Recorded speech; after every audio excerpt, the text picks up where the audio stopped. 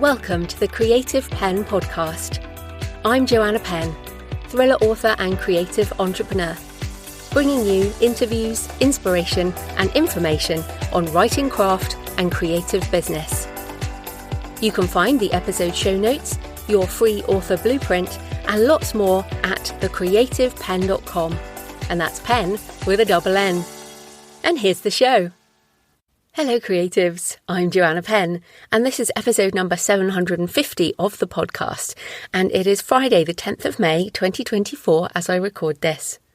First up, yes, this is a new theme tune. We have a new one, but don't worry, it's still me and it's still the same show.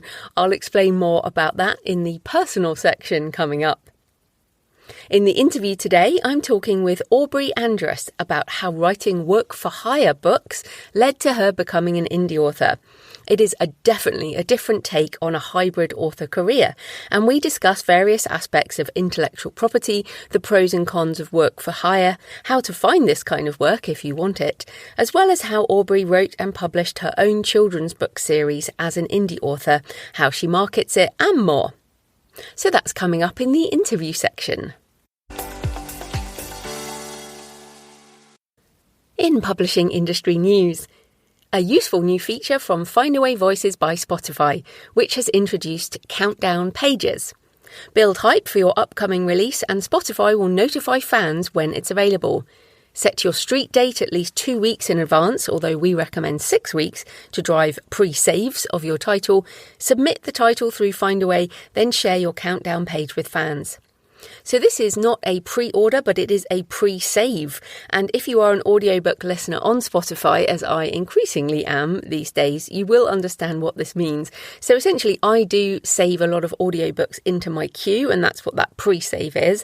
And it also helps the algorithm find more that I like. So I think this is a great new feature as a listener to audiobooks, podcasts, and music on Spotify. And so I think that's very cool. I'm going to try this probably for Spear of Destiny, which will come out on the wide platforms in sort of September, but will be available on the Kickstarter very, very soon, and more on that coming up.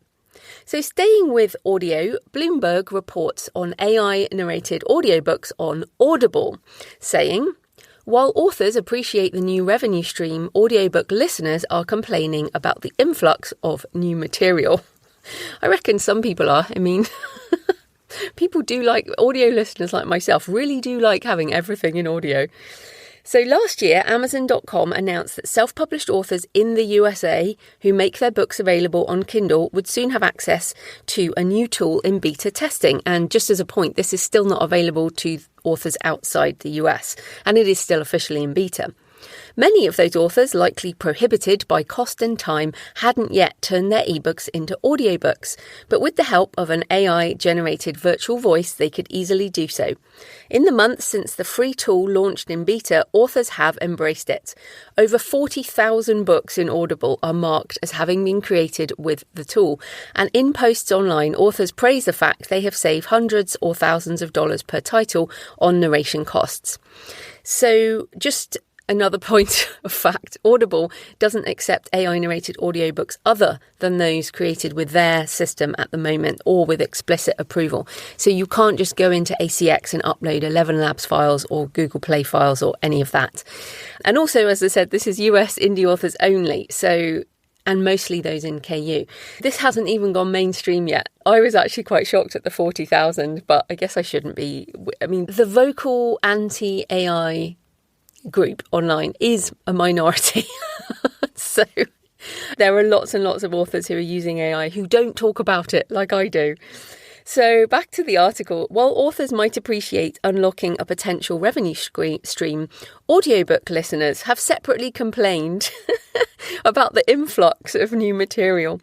Books voiced with the AI are marked clearly as such, but listeners are complaining they can't filter the voices out, so maybe they will add a filter. But in terms of the quality, this is really interesting. The AI voice titles have an average rating of 4+. It says 4+, but 4 is pretty good. And there are comments on X. I thought this comment was hilarious. So depressing to discover virtual voice narrations of audiobooks on Audible. Yes, they are good enough, alas. So this person is both complaining and also clearly has listened to them, and they are good enough. And look, this is the point. These voices are good enough, especially for those of us like me who listen at 1.5 speed or even more than that, certainly with non-fiction. HarperCollins announced its partnership with 11 Labs to voice books in different languages, which I mentioned last week. But I also wanted to come back to the potential stratification of audiobook rights. Now, I've talked about this for 4 years now. This was in my book on AI 4 years ago, and I still think this is the way to go. And in fact, I have just my Arcane series is mainly voiced, and in fact, I have 4 more audiobooks coming from my human narrator, Veronica Giguere. I'm obviously also a human narrator. I narrate a lot of my own books and short stories, so I'm certainly not anti-human. But what I want is this stratification of rights. So licensing for audio at the moment is usually just audiobook rights or story rights or the whole book. There's only one thing. And once you license that and say a publisher creates one version of that, that's it. You can't go and create another AI thing. But for me, I think we need different rights specified. So for example, I narrate How to Write a Novel, my own book, as a British human female. Yes, it's still human me. But maybe you want it read to you by an American man or a woman with a Scottish accent or something else. So I would love to be able to create other versions and sell that too. But at the moment, you can only attach one audiobook to one ebook to one, all these other things. So what I think is going to happen eventually is there will be apps that you can just change the voice on, like you can change your GPS. But I also just think the stratification of rights is really important. So I'd encourage you, if you are licensing audiobook rights, to specify what you want that to be. So is it going to be AI, in which case keep human audio rights yourself, and maybe you can license them separately and vice versa. But I think the other thing that's important about this article on Bloomberg is the influx of new material. And if 40,000 new audiobooks dropped since the beta launched, and as I said, it's not out of beta and it's not mainstream yet, AI narration means it's going to be harder to compete with audiobooks and make revenue on other audiobooks. Now, a couple of changing things. So I listen on Spotify, as I mentioned, and I mainly delve into chapters of non-fiction books. So if you're putting a non-fiction book on Spotify, make sure you check it and check that the chapters are showing with chapter names, because there's definitely some books that don't have chapter names. They just have track 1, track 2, stuff like that. So definitely check that, because listeners like me often will just ignore your audiobook because I can't tell which chapters I want to listen to. So that's a little tip. And that's definitely behaviour from people, because when I look at my own reports on Findaway Voices, you can download a report and it tells you what percentage of one, so what percentage of the whole audiobook people are listening to. And like me, a lot of people are not listening to the whole audiobook. So you might have a 0.8 for some, 0.4 for some. Some of them are more, but it is very interesting how behaviour is changing, especially if you're already a podcast listener. So you might just want to listen to a chapter of a book rather than the whole thing. Different for fiction, obviously, but it is more positive for, say, short story anthologies, because you can just dip in and out of the short stories. So back on revenue with audiobooks. How can you make more revenue with audiobooks? Well, of course, as the great theme of our industry, indie author industry right now, is selling direct. Because with selling direct, you make more profit than the royalties and streaming listens on the main platforms per individual book. And for example, if you're non-exclusive on ACX, you get 25%. And yeah, whereas if you sell direct, you can make 90%. So yes, very interesting. You can also offer bundle deals of audiobooks. And this is such a great benefit for selling direct. So I've got bundles of my non-fiction books. I've got bundles of my fiction books. And in the Kickstarter campaign, you're going to be able to get a bundle of 13 audiobooks, my entire Arcane backlist in audio, which are all professional human narrators, plus me narrating a short story. I guess I'm a professional audiobook narrator these days, since I do get paid for my audiobooks. So yes, you can get the entire audio series for a lot less than you could through the various audiobook sites. The first 3 arcane thrillers have also been out of audio format since I rewrote them in 2022. This is one of the difficult things about rewriting your books. If you have them already in audio, you have to redo them. So yeah, everything's coming back. Also, again, on Selling Direct, the more of us who encourage listeners to listen on the BookFunnel audio app, the easier it will be for all of us. And I certainly listen on BookFunnel, I listen on Spotify, as I mentioned, and I listen on Audible. I am an audiophile. Also, just on Kickstarter and thinking differently about the business, Kevin J. Anderson on Facebook. Now, Kevin's a prolific author, and I thought it was really interesting. He's just put out a Kickstarter for a 7-volume hardcover reprint of short stories. So 7 volumes in hardcover with a lot of his short stories. And he says, my KJA, my Kevin J. Anderson short fiction library shows how dramatically the publishing industry has changed. Even with all my bestsellers, millions of copies in print in 34 languages, no traditional publisher would ever consider releasing a 7-volume hardcover set of reprint stories. I would be laughed out of the building for even suggesting it. And yet we funded in 11 minutes flat and are almost at $57,000 in only a week. This is only possible through Kickstarter. Think about that for a minute. A decade ago, I could never have done this. My sincere thanks to all supporters. So that is Kevin J. Anderson's short fiction library on Kickstarter. But yes, I wanted to mention it because I know traditionally published authors are listening, and in fact, short fiction writers in general. I think this is fascinating because the short fiction contracts are often much shorter than long form books. So you often get the rights back within 6 months to a year with short fiction. So if you're a traditionally published author and you're thinking of getting into this, or you're an indie author, obviously, but I feel like this is an example where a lot more people will have rights to short stories that go back decades potentially. This is something to have a look at. I'm definitely going to do a short story collection. Most of my short stories are not in print, so I'm thinking 2026 probably, because I need to write some more. But yeah, certainly a fun project. Also, as a reader and a listener, I buy short story anthologies on Kickstarter. So again, I actually got a question this week, like, what do I do with my short stories? Well, here's a ton of ideas. Also, there's an interview with Douglas Smith on his Playing the Short Game, which is fantastic book. And also Matty Dalrymple has a book on short stories, and that's also on publishing and marketing short stories. And that we also have an interview on that in the backlist. So you can just search short stories wherever you're listening to this on the podcast feed and find those interviews. So just some more on AI news. Penguin Random House launches an internal ChatGPT tool for employees, according to Publishers Lunch and reported by Jane Friedman in the Hot Sheet. As of March 2024, Penguin Random House made an internal generative AI tool available to its employees as an alternative to the public version of ChatGPT. It's hosted in a secure environment, protecting the publisher's proprietary information. Over time, PRH plans to feed its own model with internal data.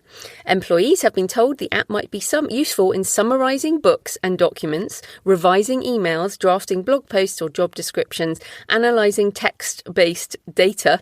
I'm sorry, what text-based data do you think publishers have?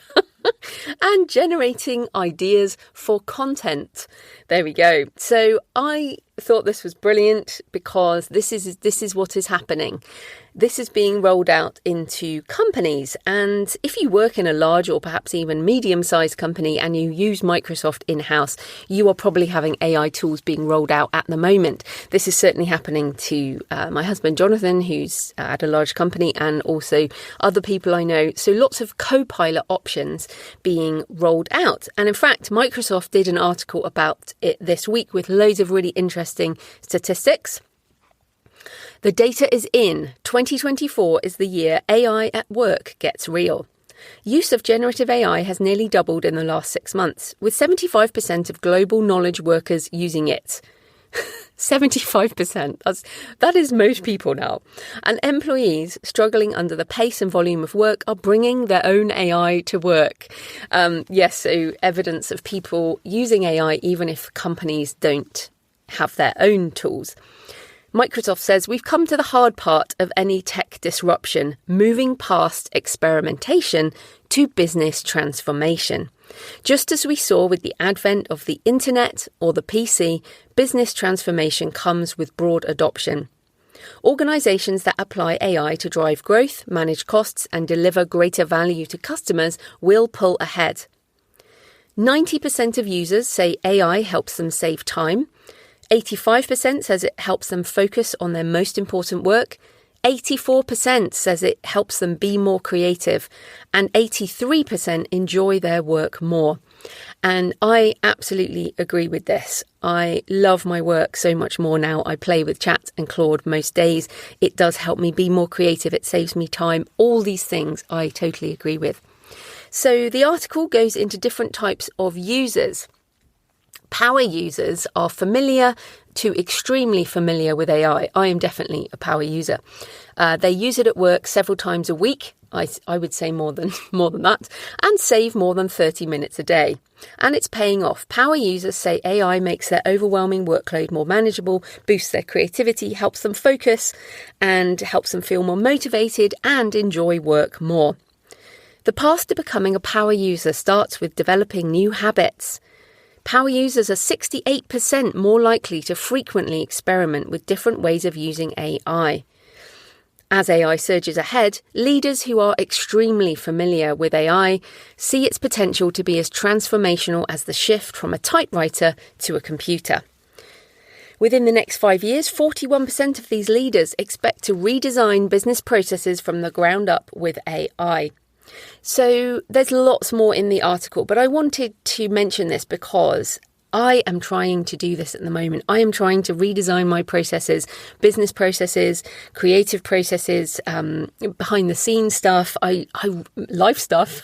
I've been using it a lot for gardening this week, actually. Super useful. And also cooking. Anything where I feel like I need some help, basically. I am redesigning my processes because GPT-5 is coming soon. It may be this month, it may be next month, but it's definitely coming. And it's going to be another step change. And I want to be ready.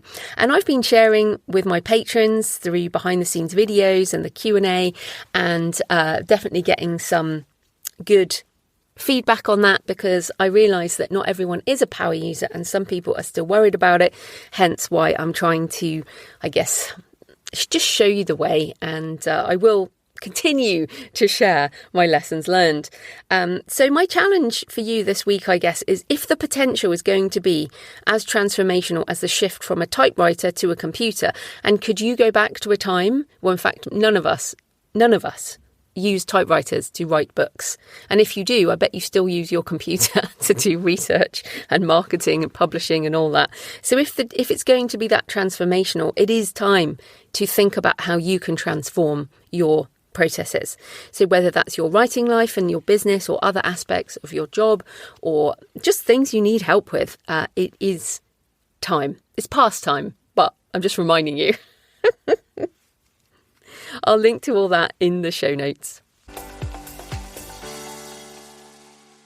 In personal news, so the new theme tune, I hope you like it.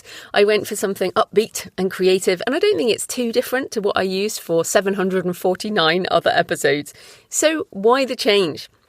Well, back in 2009, when I was just starting out, I downloaded some Creative Commons music from a site called Incompetech, and I tipped the creator, Kevin MacLeod. Now, over the years, that site was bought, and then it was bought again. So we are 15 years later. Companies get bought, intellectual property gets bought.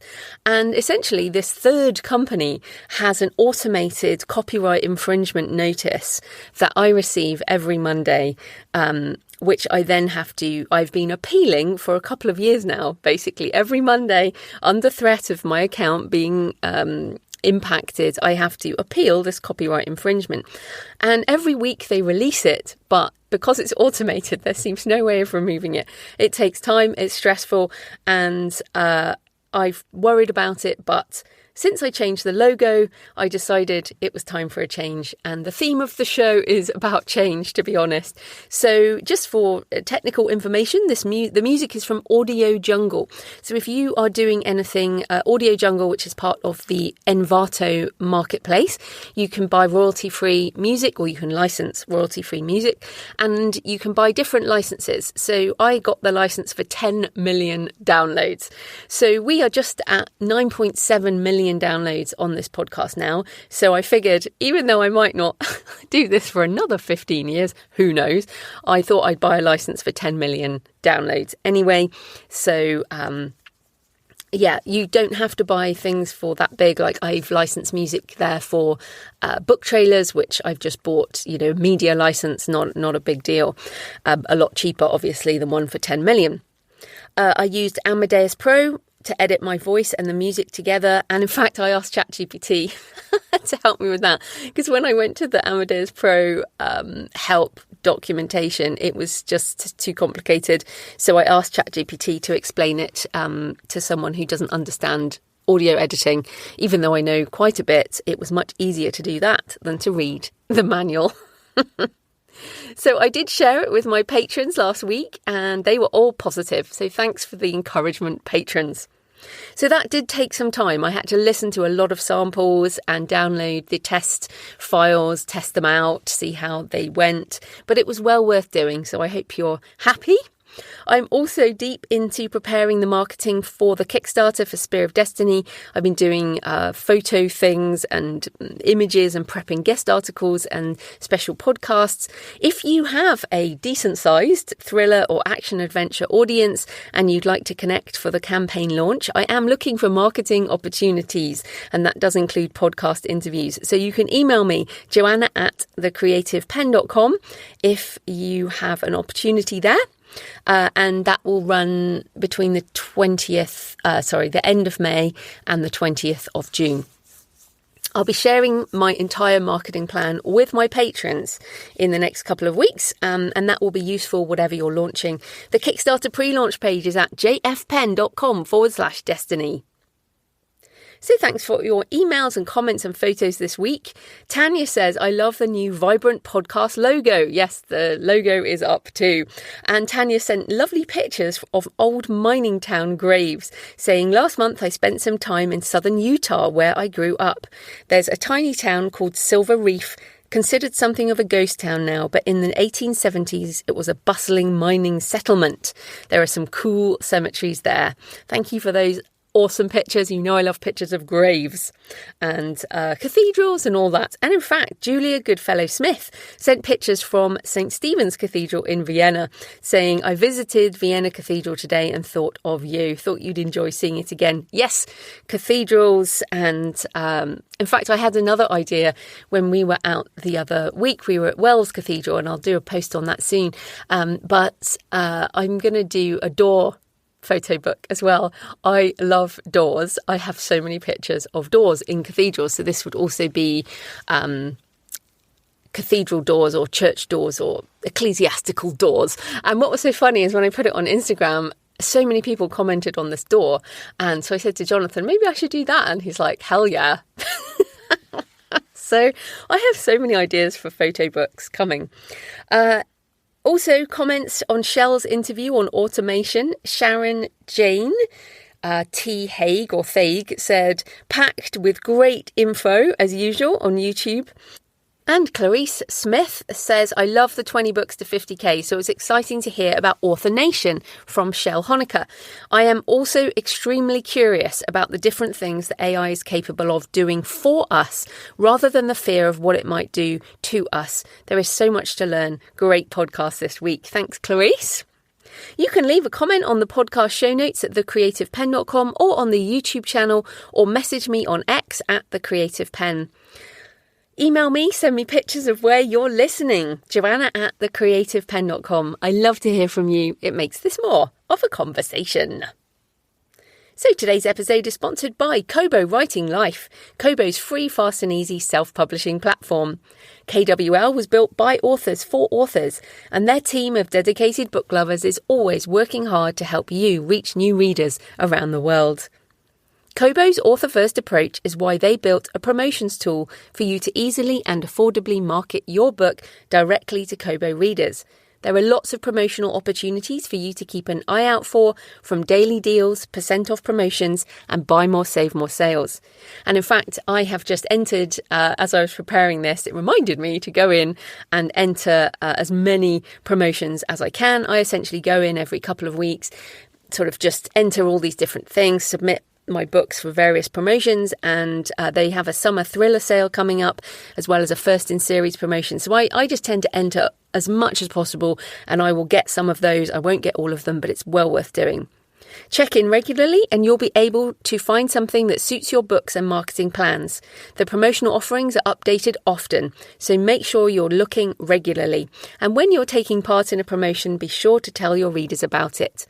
If you publish through KWL and don't have access to the promotions tool, email the team at writinglife@kobo.com and they'll enable this for you. If you want to learn more about KWL, check out the Kobo Writing Life podcast, available wherever you get your podcasts, and find them on social. You can create your free account today at kobo.com/writinglife. So this type of corporate sponsorship pays for the hosting, transcription and editing. But my time in creating the show is sponsored by my community at patreon.com/thecreativepenn. Thanks to the 8 new patrons who've joined this week, and thanks to everyone who's been supporting for months and years. If you join the community, you get access to all my backlist videos and audio covering topics on creativity and AI, tutorials, as well as mindset and business. Last week, I shared a video with Shell Honecker on Zapier, and this week I'll be doing my patron-only Q&A, where I answer patron questions about writing, creative business, AI and more. Patrons are also finding my AI tutorials helpful. One patron commented on my ChatGPT and Midjourney for images. That was so helpful to see that it takes you so many iterations to get the image you can use. I kept thinking I just sucked at it. So yes, that was helpful. The Patreon is a monthly subscription, the equivalent of a black coffee a month or a couple of coffees if you're feeling generous. So if you feel you get value from the show and you want more, come on over and join more than 1,000 authors in the community. Join us at patreon.com, patreon.com/thecreativepenn. Right, let's get into the interview. Aubrey Andress is an award-winning children's author with more than 50 books, as well as being a ghostwriter and former American Girl magazine editor. Her books, the Look Up series, centre around women in STEAM careers. So welcome to the show, Aubrey. Thank you so much for having me. Oh, I'm excited to talk about this today. So first up, tell us a bit more about you and how you got into writing children's books originally and how you started out in work for hire. Yeah, so I started at a kids magazine right out of college. And if anyone is familiar, the company was American Girl. So they publish magazines, books, and also have an extensive doll collection that's very popular in the US. And so while I was working at the magazine, I noticed the book department next door and all the wonderful books they were creating that I had also read as a child. And I learned that they were developing all of their concepts in-house and then just hiring authors to execute those ideas. And I learned that a lot of them were former magazine editors. So it was interesting to me that one day perhaps I could leave the magazine and then freelance, pitch myself to become one of these authors. So that is what I did. And it was interesting because American Girl was based in Middleton, Wisconsin in the U.S., and that's very much in the Midwest, not near New York City publishing. So we were very much an island, separate from any other type of children's publishing, like the industry. So even though I got my foot in the door at publishing books, I was still kind of stuck, like, uh-oh, is there any way I can expand this anymore? Do other publishers in New York do this also? Like, what, I had no idea. I just started networking at children's book conferences and frankly just blindly reaching out to people and saying, hey, do you offer any work for hire projects? I've done a couple, I'm interested in doing more. And so I was able to slowly build up that work for hire career. Oh, I have a few questions about this. So first of all, I have been in the American Girl, or one of the American Girl stores in New York City. Amazing. So I am aware of this, but I know some listeners won't be. So can you maybe just talk a bit about that? Because I was just fascinated, and it did seem to be more modern, as in it wasn't just really old school stuff. There were more modern female role models, I guess. I mean, that's what the worry is with these older IP brands, right? Is that they have a old, outdated version of what women are. So maybe talk about how these IP brands work, and if people don't even know what American Girl is. Yeah, so it started as kind of like heirloom doll company from a former teacher and textbook author. And so she was really like an educational like entrepreneur. And so she wanted to create more, she was sort of like not interested in Barbie for her nieces, and she was trying to create something better and in her mind's eye. And so she developed this line of 3 dolls that were historical characters that then also had a series of 6 books that accompanied them. And it basically was teaching girls what it was like to be a girl back in time, so what was it like to grow up during World War II? What was it like to grow up as an immigrant coming to the US for the first time? And then it kind of expanded from there, the historical doll collection, and then it really ballooned into just creating contemporary content for girls. And that's where I was a part of, was at the magazine, which was just like a lifestyle magazine for 8 to 12-year-old girls. Similar to, at the time, there was Nickelodeon magazine, Disney magazine, Highlights magazine, like in that same vein, but specifically targeted about girlhood and for girls and at 8 to 12 age range. And then from there spun the contemporary line of books and a lot of like craft and activity and recipe and slumber parties and just anything that kind of celebrates that girlhood from ages 8 to 12. And then the dolls also then became more contemporary and a line of dolls that looked like you. And that's really where the company... custom content. Yeah, and that's really where the company stands today. The historical characters, I think, are... maybe girls today aren't as interested in them, but the line of, they're dolls that look like you and you can dress. They have partnerships with Harry Potter and anything you could imagine. So it's quite a fun company. I loved it as a kid, so it was amazing for me to work there as a grown-up. I mean, as business people, we have to think this way. And I feel like so often because we are, and the listeners, we're authors first, we're books first. And I think we forget that there's so many other things, and sort of brands like American Girl, they're good examples. Even if no one is interested in that particular type of thing, the business model is great. And I mean, obviously Barbie does it so well as well. And so I do like this idea of thinking further than just a book, even if, of course, we're not going to grow a whole empire like this. But again, you mentioned like it was separate from New York publishing. So did you almost feel like sort of second rate? I don't want to use that word, but you know what I mean? Did you find that difficult? I did. I was just like, we were so isolated from New York publishing. And I think, this isn't an offense to anyone who's working there. I think they would all agree. Some of them have gone on to work for more like New York City publishers, and it is more fast paced and it's just different. We were sort of had our own little bubble and had our lovely little pace, and we were creating like amazing stuff for kids, But yeah, so it was... I felt like I knew American Girl publishing, but I did not necessarily know like children's book publishing. So it was a little intimidating to dive into that. Yeah, and on that, I mean, you mentioned going networking, going to conferences, and I know some people, I don't anymore, but I still remember how it felt as a newly self-published author to feel that kind of second rate, to feel looked down upon, to feel like I was a second-class citizen. And I imagine you kind of felt that way when you were networking and at conferences. So how did you kind of get through that mindset in order to meet people at these conferences? Yeah, well, I mean, I felt that way, that second-rate way in so many ways, because A, I had just only done publishing in Middleton, Wisconsin, and then B, I was doing middle grade, which at the time was not hot, not sexy. Everyone was doing YA. And then I was also doing nonfiction, which also is not fiction, which is where most people want to be. And I was doing work for hire, so I wasn't even developing the concepts myself. So there were so many reasons why I felt like a second-rate author. Like, am I a real author? And I don't know. So for a while there, I really second-guessed myself, but then I just kind of had to get over it. Like, I started working with really amazing brands like National Geographic Kids and Disney. And I mean, these are amazing, and people would kill to have these opportunities, you know. So I just really started embracing work for hire. I get to work on so many fun projects for really amazing brands and IP, and that's really cool. So yeah, I just had to kind of mindset shift. Right. So you gave yourself like a talking to and said, you know, make the most of it. Yes.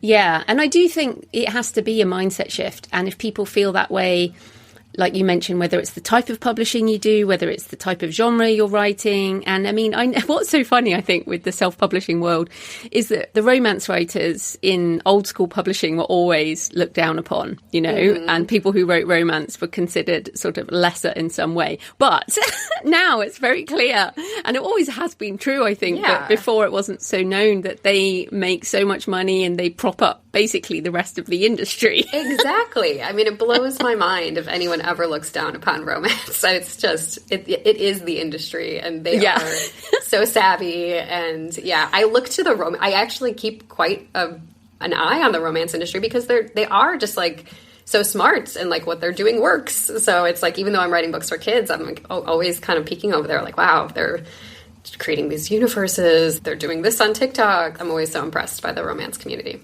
Yeah, they are always ahead. Well done, romance writers listening. Right. You know, I wish I could do it, but I can't. Yes, I know. I'm thinking about it. It's like I'm always, could I do that? You know, I'm starting to read more in that genre, because it is interesting. Oh, that's interesting. Okay, so let's come back to the work for hire, because of course you mentioned there some of the great brands you've been writing with. So I guess one thing is that is an amazing experience. But what are some of the pros and cons of this kind of work for hire and ghostwriting? Well, for me, it was a great way to dip my toes into the water instead of just jumping into the deep end, and slowly build up my skills as an author. I imagine some people who hit it big on their first novel, I mean, probably are just absolutely drowning in the industry and don't feel very savvy. And I've really been able to build up a knowledge of different publishers, of different types of projects, discover what I'm good at, what I like. I've really just got a wide range of experience that has only made me a better author. And then I also was coming from, so after I left American Girl, I took a job in like marketing, but I was freelance writing on the side. And so compared to freelance writing, because in my dream was to like eventually go freelance and just be a freelance writer, I would have had to take on so many freelance writing projects that pay like $200. You know, I mean, I still see some of these come across my social media feeds. They're paying $200 for an article. I mean, how many articles would you have to write and pitch to make a living? And so compared to freelance writing, this is fewer, higher paying projects. I like that so much more. I get to control the workload. I can even take on some freelance projects outside of this field. If I've in the past, I've dabbled in content marketing and social media to kind of balance my day. And I don't need to come up with the ideas. I just need to execute someone else's ideas. So it's a little bit, you know, I have felt that I was on a hamster wheel of content production for sure. Absolutely, because there is a hustle element to it of always trying to find the next gig. But I have to remind myself that I'm in control of my workload. I can turn down a project if it doesn't pay well. I can hold out for the higher paying project. And I do get a lot of the benefits of a traditional process. I get royalties. I've gone on book tours. I have fan mail. I do school visits. I've done book events. So it's really, I've gotten everything I wanted out of being a children's book author from these work for hire projects. So, and yeah, and I see that like most books don't earn out their advances. And so it's just, there is a balance to it where I'm like, am I on a hamster wheel? Can I ever get over this hump? But at the same time, I feel like we're all kind of on a hamster wheel unless you really hit it big on one huge book project. Like you're always going to have to keep pumping out books in a series or marketing the backlist. Or marketing. Exactly. Yeah. I mean, marketing is exhausting as well. So in general, I've very much had a good experience with work for hire. I get my name on the cover and on the spine, depending on the project. And I think it just really depends on the publishers you're working for and the relationships you establish. And then from there, you can pitch your own ideas, you know. And then the cons would be like, maybe you're working on some projects that you're not as excited about. You can always say no, but, you know, when you're getting your foot in the door, you might take on a few things that aren't, you know, exactly in your wheelhouse. But I always saw these projects as stepping stones to where I wanted to go, whether it was a stepping stone to get into a certain publisher or just establish myself with an editor, or kind of wade into the waters of, I kind of slowly stepped into narrative nonfiction and eventually started doing narrative nonfiction novels. Now I'm doing a lot of short story fiction and hope that leads to a fiction novel. So it's like there's these ways to slowly build up your skills through work for hire. Yeah, I mean, I think some people will be like, yeah, but you said they're not your ideas. You're basically writing someone else's ideas. And that to me seems one of the biggest issues. So I have co-written a few fiction projects and non-fiction, and the fiction I found extremely hard, and because I don't play well with others. I was like, I do not want to write anything that is not what I feel is me. And so how do you get over that? I mean, tell us how the process works. Like, if you take one of these projects on, do you get given like story beats, or is there anything you can do that's individual, or you kind of just flesh out what someone else has written as an outline?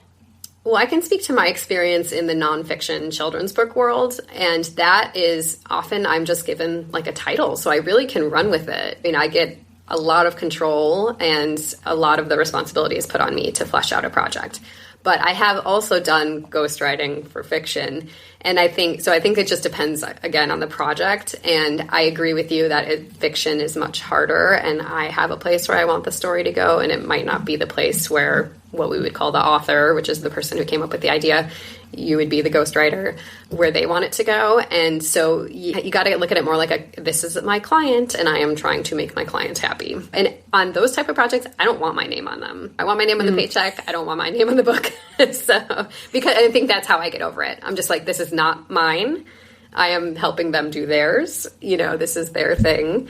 And that is what it is. But in the kids' nonfiction, I've had a ton of fun and a ton of agency to like do what I want with the project. And they're looking for my expertise to really bring this to life. So the other thing I've learned about people like yourself is you have to be incredibly professional, and you have to work to deadline, and you have to do a whole load of things that, frankly, some authors can't do.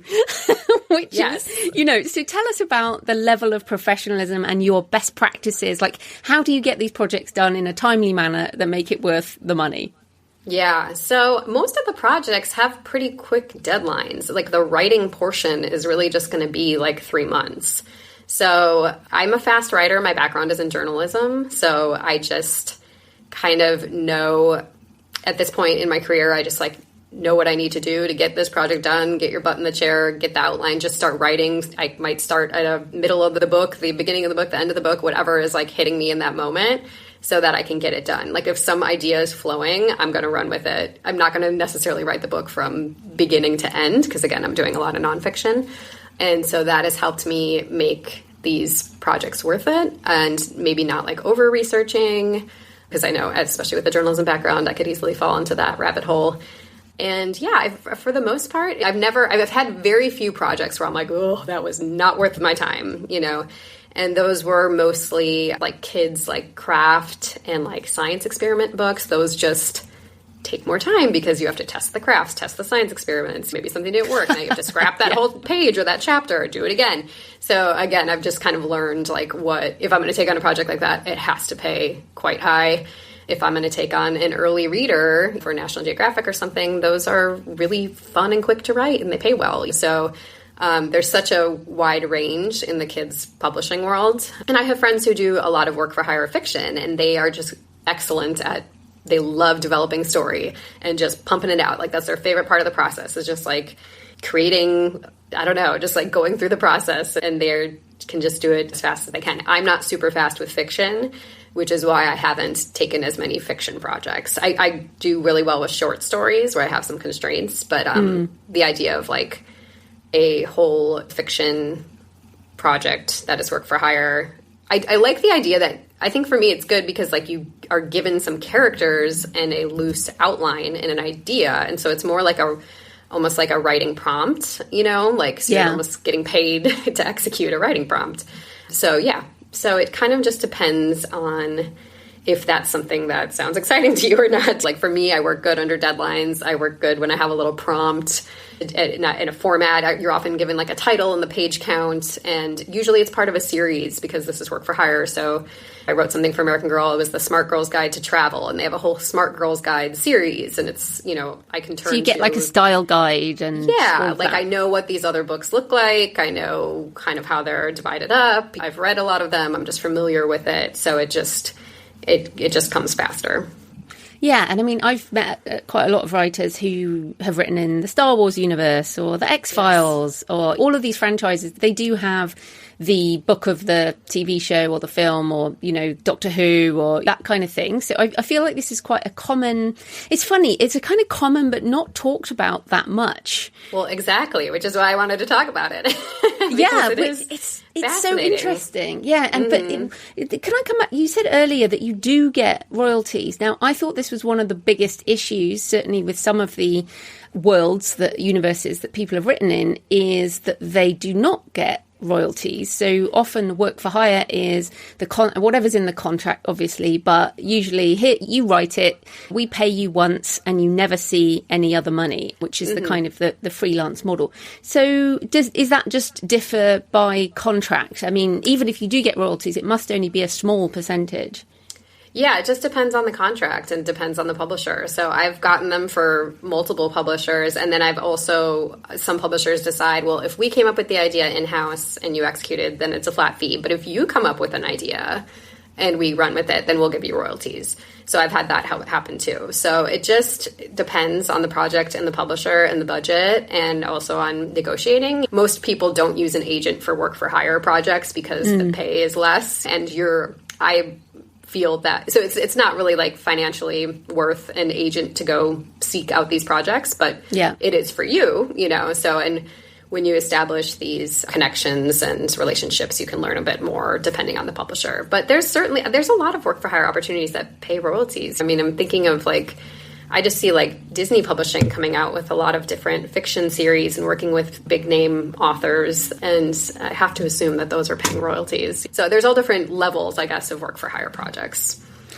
Yeah, I mean, okay, so you said there's loads of work out there. So how would people get into it if they wanted to? Like I sometimes say to people, well, you can write a book for them and one for you. You can use it as almost day job type money while you're building up your own stuff, right? Yeah, so how would people get that kind of work? Yeah, so I think particularly in the kids book industry, it would be beneficial if you had some experience writing for kids, whether that be magazines or your own stuff that you've created, or even if you have a teaching background, you've developed curriculum, or you've created like programming in libraries, or school teachers and librarians often become children's book authors. And then I do a lot of networking at, like, as I said, children's book conferences. So if you very occasionally, there'll be a panel about work for hire. But even if there's not, you literally can just, anytime you meet an editor, you can just ask them, do you do any work for hire projects? Does your publishing house do any work for hire projects? You know, do you know an editor who does any work for hire projects? And you can find a lot of this on LinkedIn, too. If you search for editors at various publishing houses, not everybody fills out their LinkedIn, but if you are looking for keywords like works with freelancers, hires freelancers, like develops concepts in-house, and then and finds writers to execute them. If you look, a lot of these these editors work in the like licensing division, because this is who's in charge of the like intellectual property and franchise and those types of projects. But there's so many TV shows, and you know, if you've walked around a bookstore, you've seen this. So many TV shows, movies, brands who then want to create a publishing program around that IP. And so they reach out to a publisher, and the publisher acts as a consultant and helps them develop this program. And usually that means they're developing the concept in-house, and then they're hiring a writer to execute it. So basically LinkedIn and conferences is where I've done a lot of my networking. And then I'm a little bit extra. So I have like flown to New York and set up meetings and gone out of my way to really get my face in front of some editors. And then I guess once you've done one or two things, then you know the right people and then it's much easier, to spin those projects into further work. Yeah, I just want to come back on another of the negative things here, and there's been some court cases around this type of stuff. So if you're writing in someone else's world, even if the contract is that you come up with your own ideas, let's say you come up with a new character, but you write it into an American Girl world, you no longer have control of that character. That's usually the way it works. If you've written it into their world, then they own it.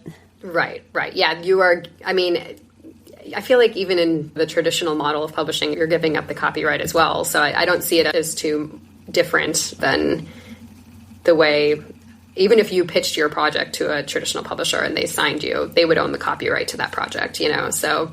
Well, only if that's what the contract was. How long you assign it?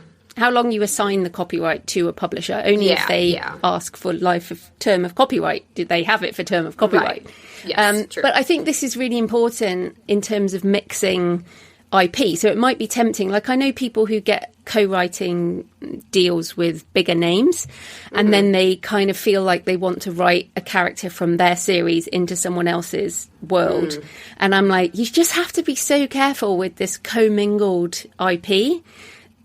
Because you don't know. I mean, the thing is, so many authors think, oh, well, my stuff isn't that valuable and that other person's stuff is more valuable. But that may not be where it is in like 20 years, right? Right. Yeah, I've never experienced that. I've always, any fictional character writing that I've done has been in a pretty strict universe, like Disney Princess, where there's very strict brand guidelines, and I wouldn't even be allowed to necessarily create a new character. It would really be existing characters within the universe. So I haven't really confronted that. Yeah. Okay. So it's interesting because, of course, you've done a lot and you still do a lot of this writing in other universes, but you also have your own series, the Lookup series. So tell us more about that and why you're so passionate about STEAM. And I thought it was STEM, and you use both, I think, and to explain that if people don't know. Yeah, so STEAM and STEM. STEM is science, technology, engineering, and math, and the A in STEAM is for art. And so STEM has sort of naturally progressed into STEAM because, and as I've met many women in STEM and interviewed them, you really can't do a lot of these more scientific and technical fields without a creative mindset. And as a kid, I always was creative and thought that meant I'm an author, I'm an illustrator. That's where I am. I'm not a scientist. I'm not good at math. And it turns out that these more scientific and technical fields actually require you to be super creative when it comes to problem solving or anything. So I have a series called the Lookup series, and it features real women in STEM. It's targeted for 8 to 12-year-olds. It's like a middle grade nonfiction series. And each book features a really awesome career, a really amazing woman, and sort of what she was like as a kid, what this career is like, how do you get into this career? So, for example, I have Dr. Maya, ice cream scientist, and so she's a real woman who is an ice cream scientist. And so it's interesting to see how she has her PhD in food science, but she's also being very creative using flavor and visuals and ice cream. And so it's this cool mix of science and art and just helping kids get excited about really cool careers in science and technology and engineering, and also learning that just because have maybe been pegged as creative or artsy doesn't mean that they can't also land in these more scientific and technical fields. And these jobs are really in high demand. As the next generation enters the workforce, we need people to be solving the world's biggest problems, which is often in these STEM fields. So, and there's obviously a huge wage gap and gender gap when it comes to these careers, which is why I'm featuring women and have diverse women on the cover, and just so every kid can see themselves in these roles. And so what did you bring to your series in terms of the lessons learned from all these other sort of IP worlds you've worked in? Yeah, so it was very important to me to create a series. So I'd always been interested in self-publishing. I'd always been traditionally published. I've written more than 50 books for kids for like major publishers. But for many reasons, like we mentioned into the content hamster wheel, we mentioned royalties, IP, all that. And I wanted to kind of create my own thing and have like more income potential, and also just write on a project that was purely me, that I was super passionate about. And I certainly could have pitched this to a publisher, and I think I could have got some bites, but I really wanted to do it myself. And it was a nice test of all of my publishing knowledge. So yeah, it was important to me to create a series so there was more potential in marketing it and making an income. And then I really just got to learn everything from, I would say it's been both easier and harder than I thought, because easier in that like none of the systems or the technology or the gatekeepers behind ads or awards or reviews or whatever are complicated. Like you can definitely figure it out as an indie author. But what was harder for me was like the mindset and the investment. Like you really have to cut out to be an entrepreneur, which means spending money on ads and maybe not turning a profit right away. And that was really hard and still is hard for me, and it's an investment. But like it brings me back to the books I've written where a lot of my books are only marketed for a couple weeks. And so the benefit is that I can continue to market this series and it won't get pulled off the shelf.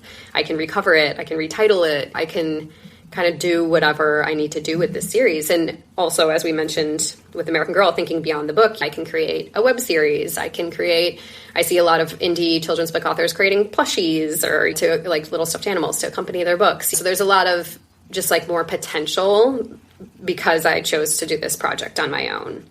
And then I was pregnant with my second daughter as I was creating the series. So I literally I was like birthing 5 books while also preparing to birth a child.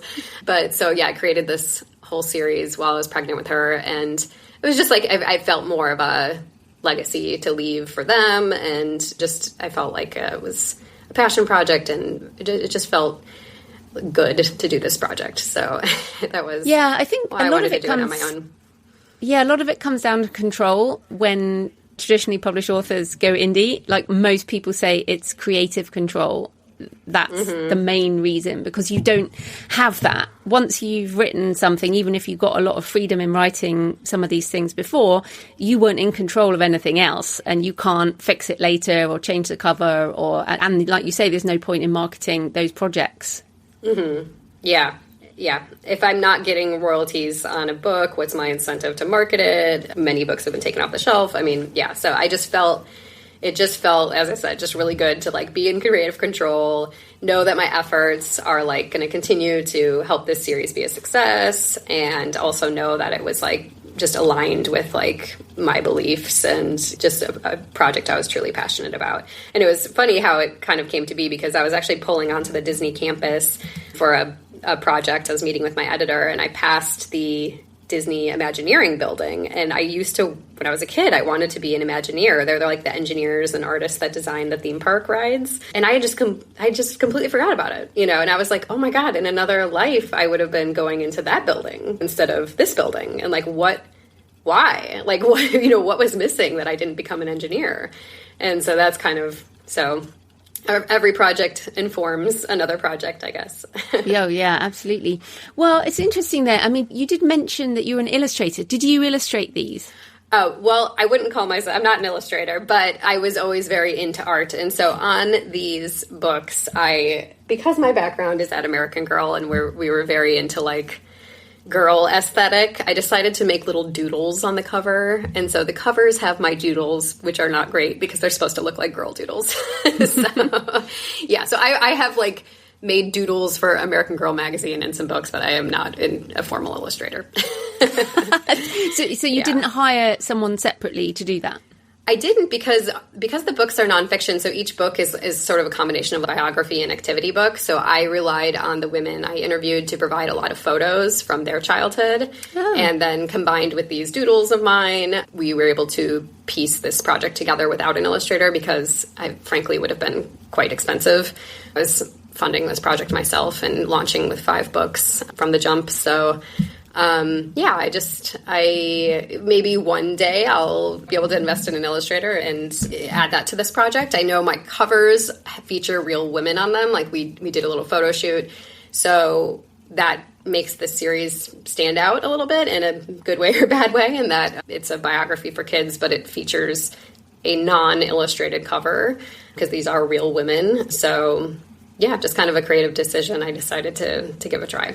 Yeah, because there is a series for girls that has real people, but a sort of cartoon version of them, isn't there? Like sort of Maya Angelou and people like that. Yes, most of them are illustrated. The covers, even if they feature real people, the covers are illustrated. Yeah. Oh, no, that's interesting. Oh, interesting that you have based this and you got photos from other real people. So you must have had some proper contracts done to work with those people and use their image and their photos in your books. Like that must have been a bit of a process. Yeah, I did work with a lawyer to draft up some contracts. And also so I didn't want them to think I was like owning their story. Like they can go on and write more books about themselves if they would like. But yeah, I basically did a 2+ hour interview with each woman and then translated that into a biography, like a first person biography, and then combined it with knowledge of what the field is like and, you know, what this particular career is like. And also just questions like, what is college? What is a major? What is a PhD?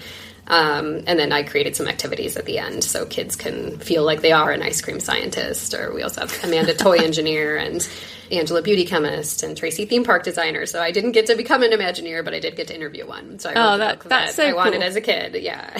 Yeah, that's very cool. And I guess that contract with those women, they understand that they're not getting royalties from the books. Correct. I did compensate them for their time, which is unheard of in a journalistic sense. But I felt that was important. I was really relying on their knowledge. And I think the women I work with are really passionate about getting other girls into STEM, you know. So this was a passion project for them as well that they were very happy to be a part of. Yeah. And I think all of that's so important. So if people are wanting to work with real people in whatever situation, the communication of what everything is, contractual terms, and the point of a contract is it doesn't need to be confrontational in any way. It's more a case of just making sure everything's right for copyright and all of that. And I know in the self-publishing space, I get questions from people because people are bootstrapping, they're doing it themselves. But in these cases, it's very, very important to get all of that permissions and stuff up front, right? Yeah, that's one of the reasons I didn't have an illustrator. Legal fees. Yeah, I get you. Yeah. Although if people do use an illustrator, for example, then they also need a contract to make sure the copyright is assigned and all of that kind of thing. So, I mean, publishing is a business. Like, it's a proper business, right? It is. Yeah, and you've learned that as well. So I do want to ask you about the marketing, because, of course, when you're doing work for hire, the marketing is not really your job, but when you're self-publishing, it is your job. So how are you doing marketing for your own series? Yeah, so I feel like I kind of have two customers. It's the kids' book world, so it's different. So I've got parents, but then I also have teachers and librarians. And so I'm on Amazon. I did KDP, I did print on demand to start with, but then I've also done a print run and have a direct-to-consumer site, thelookupseries.com, so I can offer discounts to teachers and librarians, discounts on bulk orders. I went to the American Library Association conference, and it was very clear to me very quickly that they don't have large budgets. They are really tight in schools and libraries. So it was important to me to be able to offer something off of Amazon where I could offer like a bulk discount. And then I've got the Amazon business, relying on Amazon ads. I do a little bit of Facebook marketing where I'm offering a free activity download, kind of targeting Girl Scout troop leaders or teachers or anyone who has like a STEM space, like a maker space in a library, where I've pulled a little activity from Amanda toy engineer and from Tracy theme park designer to kind of like offer up to capture email addresses and build up my email list. And I have done the LA Times Festival of Books and some other children's book specific conferences. I'm looking into my next step is I want to go to more STEM-focused conferences. I live in Los Angeles, and there are a lot of, like, STEM events for kids, free one-day events where you can get a booth, and I think that would be a great place for me to be. So it's also, I need to remind myself to step out of the children's publishing world a little bit. I get very, like, I'm going to go to the library conference and go to LA Times Festival of Books, and it's like, there are other marketing opportunities besides book people. Like, there are STEM people and people who are looking for science content for their kids. And so I'm trying to be better about marketing on a more broader sense to those people as well. Yeah, I think that's such a great idea because let's face it, the children's book conferences are full of traditional publishers, but also all the other books are there. Whereas if you've got a booth and then you're next to some science thing and some genetics thing and whatever, and you're the only one with books, then that makes you stand out. So I think that's so good for anyone who writes anything that has a theme, some kind of theme. It doesn't have to be non-fiction. I think you could still do it with fiction as long as the theme. Yeah, the theme aligns with that. Yeah, absolutely. Do you do any live events going into schools or anything like that, or is that just not scalable enough? I do. I'm looking at building that up more. COVID really took a hit on that, so I had a little momentum and then it got squashed, and now I'm trying to maybe pick that up again. Now that I have done my own print run and I can offer bulk discounts and that kind of thing, I feel better about investing some time into that. And so I have done some school visits in particular that are more like for, going into the auditorium for multiple grade levels, like something a little bit bigger than just visiting one classroom. I do offer like a free 15-minute virtual visit on my website just for individual classrooms. I just kind of see that as like a volunteer thing I can offer. And yeah, that's kind of where I'm at right now with that. I do think it's important that you are able to, that you've done your own print run and are able to offer your books at a discount. If you're buying your author copies from Amazon, from KDP, like I don't know if the financials will start to work out for you. Oh no, completely. I mean, a lot of kids authors use Ingram Spark, and then the schools can order direct, basically. Yeah. So I do have that as well. Yeah, I just get a little bit more of a royalty from my separate print run. So. Yeah, no, absolutely. Yeah. Well, then how do you see your future? How are you going to balance the more work for hire with building your own brand and your own book series? Yeah, so I mean, I definitely focused solely on the Lookup series for like 6 months as I was launching them before I had my second daughter. And then coming back, I really hit the ground running and marketing those books some more after my maternity leave. And now I'm doing both. I'm balancing work for hire projects with the Lookup series. And it's actually really nice because with work for hire, like I mentioned, it can feel like you're on a treadmill and hustling for your next gig. But I feel like I can kind of calm down a bit and wait for the next like good gig, that I actually want. And I know I'm not like wasting my time because I'm in between because I'm working on the Lookup series and I'm bringing in an income and building up my business for this more maybe like financially lucrative potential, than just like wasting my time waiting around for a project and maybe taking a project that doesn't pay well or that I don't want to do. I just feel like I'm actually working on something that can last with the Lookup series. No, fantastic. Right. So where can people find you and your books online? Yeah, so I'm at aubreandress.com. I'll spell it out because it's a little bit of a mouthful, but it's AUBREANDRUS.com. And you can check out the Lookup series at thelookupseries.com. And if you want to learn a little bit more about work for hire, you can go to aubreyandress.com/WFH if you're kind of interested in particular, like how to break into the children's book industry. Learn a bit more about my background in that. Oh, fantastic. Well, thanks so much for your time, Aubrey. That was great. Yeah, thank you for having me. It was so nice to bring this to light. I know so many people it's their life dream to become a children's book author. So that's why I like kind of sharing this like secret backdoor and this other part of the industry that people don't really talk about. Because it's just another like skill in your toolkit, like as an author and a writer. And if you ever have a goal to write for a TV show or something one day, writing in these IP and these characters and for these brands is just always like a really good skill to have. So yeah, well, thanks so much for your time. Okay, thank you. So I hope you found the discussion with Aubrey interesting, and I certainly think it's an original approach to a hybrid author career. You can leave a comment on the podcast show notes at thecreativepenn.com or on the YouTube channel, or message me on X at thecreativepenn, or email me, Joanna at thecreativepenn.com. Next week, I'm talking to Jenna Moresi about outlining tips and video marketing on YouTube. Jenna and I have been wanting to connect for a while, so it will be great to have her on the show, and I'm sure many of you have watched her videos on YouTube. In the meantime, happy writing, and I'll see you next time. Thanks for listening today. I hope you found it helpful. You can find the backlist episodes and show notes at thecreativepenn.com/podcast. And you can get your free author blueprint at thecreativepenn.com/blueprint. If you'd like to connect, you can find me on Facebook and X at The Creative Penn, or on Instagram and Facebook at JFPennAuthor.